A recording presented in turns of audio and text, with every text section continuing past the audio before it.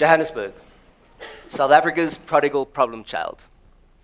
Fast, flashy, and capable of the spectacular. But Joburg can be a little self-obsessed. And worse, he's got a bit of an addiction problem. And that addiction is water. You know, growing up, I was told that Joburg is the biggest city in the world, not built on a major body of water. So no dams, no rivers, no oceans anywhere near us. In fact, Joburg is built on a watershed, which is the highest point between two river catchments. So in essence, we could barely be further away from a major river. So why build a city here? Well, there's a saying that says that water flows uphill to money. And in the late 1800s, our boy Jersey had a lot of money. The gold rush started in 1870, and with coal on the East Rand and a ready supply of cheap labor, water was the only limiting factor. The Vaal River was like the liquor cabinet that he would continually go and raid. First, they pumped it, then they built a barrage which they upgraded to a dam. That dam has been raised 3 times since, each iteration being driven by our need for more water. But soon our own cabinet could not satisfy our thirst, so we started eyeing out the cabinets next door. In the 60s and 70s, Joburg built dams in the Drakensberg and pumped water over from the Tugela River system into the Vaal to satisfy our needs. But addicts always need more, and soon we were eyeing out the well-stocked cabinets of our poor neighbor, Lesotho. Lesotho had previously refused to give us any of their water. So like any good addict, in the 1980s, the apartheid government went and took it, with massive consequences for Lesotho's people and its environment. Johannesburg is once more operating at the limits of its available water resources, and it's once again looking to Lesotho to satisfy its needs. The second phase of the Lesotho Highland Water Scheme was meant to be completed in 2020, but that's been pushed back to 2025 because, you know, South Africa. And what happens if we have a drought between now and then? What happens if the political relationship between us and Lesotho starts to sour? What then? Are we going to invade our neighbor to get our next fix? And like any addict, the years of abuse have started to take its toll on Joburg's body. Acid mine water is seeping out of old abandoned coal mines and into our underground water system, making this water almost unusable. But new South African technology could yet turn this water into a resource. We live in a city with an addiction problem, and it's up to us to send Josie to rehab. So what next for Josie? Well, he needs to clean up his act, and you can help him do that by getting the most use out of every drop of water, minimizing leaks, and making sure that our water future is not left to chance. Because alone he can't. Together, we can.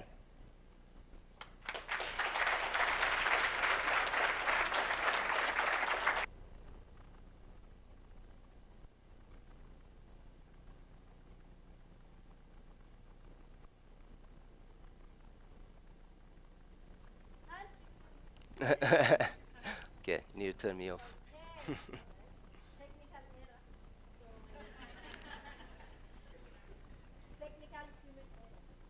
Ethekwini is the pride and joy of the Zulu people. She is the bay of plenty. Hold on, wait. Yeah, just wait. I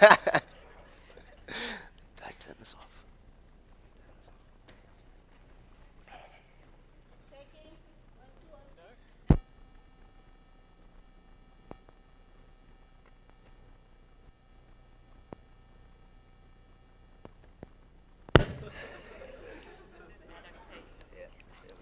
Resilience.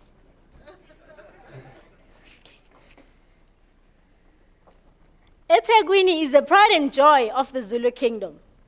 She is the bay of plenty. She's an award-winning municipality, a holiday destination, and a hostess to one of the busiest ports in South Africa. Durban has always provided water without complaints, like a dependable daughter. Early Durbanites survived on rainwater and wells until the city grew and needed more. problems with water and sanitation soon followed. Like many young women, our dependable daughter covered up her challenges as she built her image and reputation.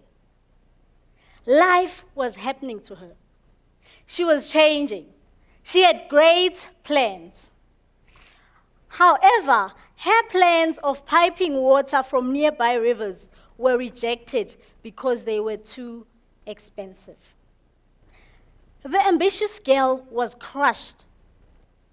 What an impossible position for an overachiever. But she still needed to provide more water, so she went digging. She dug wells, she dug springs, but she couldn't dig deep enough.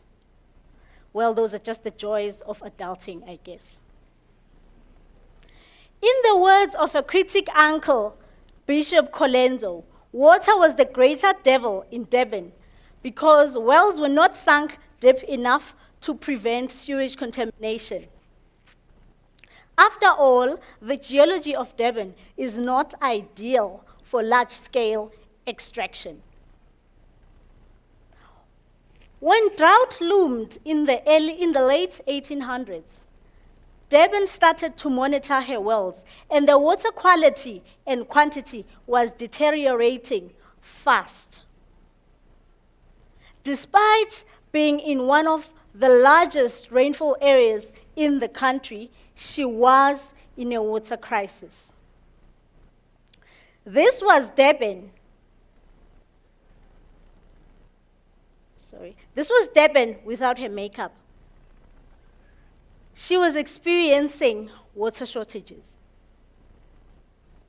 She was often in emotional turmoil, teary, happy, confused, changing moods from flash floods to dry spells. She still covered up her sanitation issues, despite having to accommodate people flocking in for refuge, for jobs, or, better yet, for a weekend fling. However, because this is Durban we're talking about, she keeps rising to every occasion with charisma and confidence. Her dreams finally came true. The Umgeni system now supplies her water. But even with this main supply, there are problems. Because recently, in the past 2 years, the Umgeni supply has had experience of low rainfall.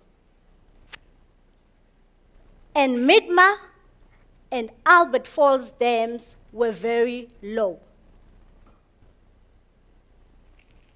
But with recent rainfall, good rains, there has been an improvement.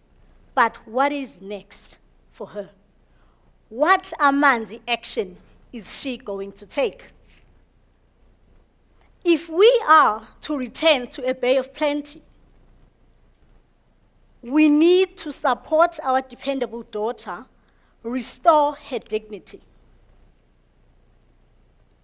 and rethink water and sanitation for all.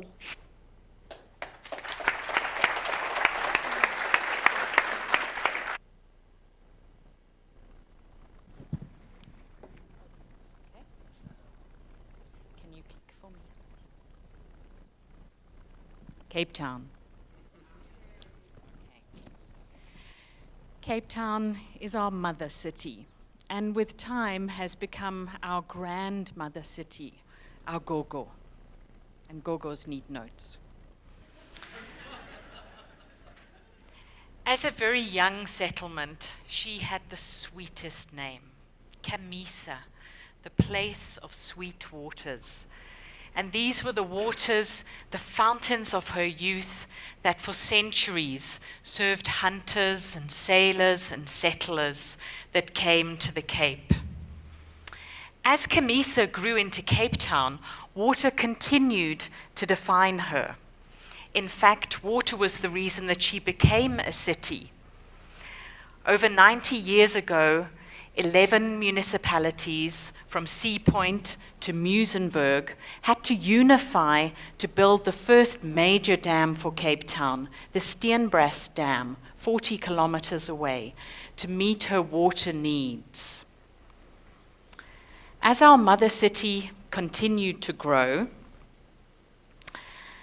more dams were needed to meet her water supplies. Theewaterskloof, Wemmershoek Dam, Voelvlei Dam, Berg River Dam, all tapping the surrounding water source areas and storing water for the long, dry, windy summers. Ugogo Kamisa paid careful attention to trying to eke out the supplies from these dams, knowing that eventually more supplies, new dams couldn't keep up with the rising demand.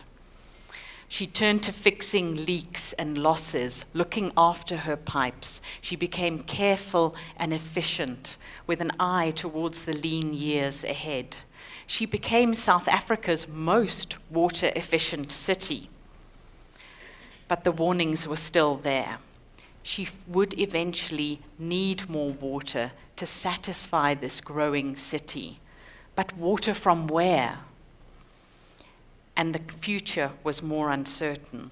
Would climate change bring with it the possibility of more and severe droughts? Next. Now, this old lady is confronted with radical change, a new normal she has struggled to come to terms with. In times of crisis, she's looked for guidance, for new solutions, and the soothsayers have lined up with their miracle cures. Bring in an iceberg. Make water from air. Gogo, you need a Jojo, and another one, and a borehole, and another one, and another one. She suffered humiliation in her old age. The world has watched and held its breath as Cape Town nearly became the first major city to run out of water. But we didn't. Even Josie took pity and sent down plastic bottles of water for grandmother. Ugogo still frets and fears for the children of Cape Town. What would happen if her water system collapsed? And long before day zero and since, there are too many of the children of Cape Town who still go to bed every night without a decent shower. The future looks frightening, and it won't be like the good old days. Dams alone are not enough. Is Cape Town ready to change? Is she able to adapt? Has she prepared well enough and built some resilience?